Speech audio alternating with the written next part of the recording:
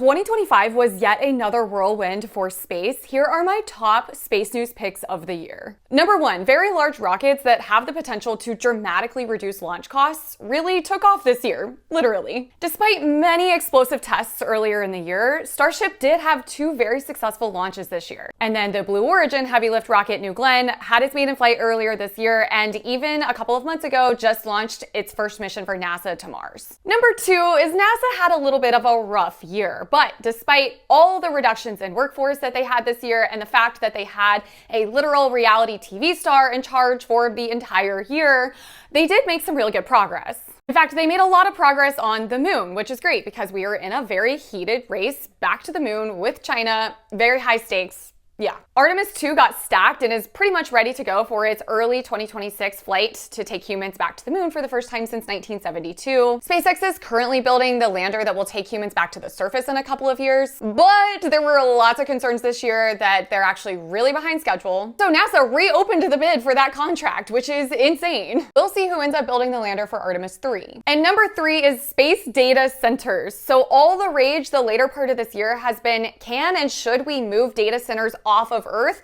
to reduce the environmental impact? In fact, even Google is getting into this game. I will make a whole video on this very soon. This is but a tiny fraction of what happened in the space industry this year. Things are really ramping up. I cover that news, the things that you really should know in real time. So be sure to follow and stay tuned for 2026.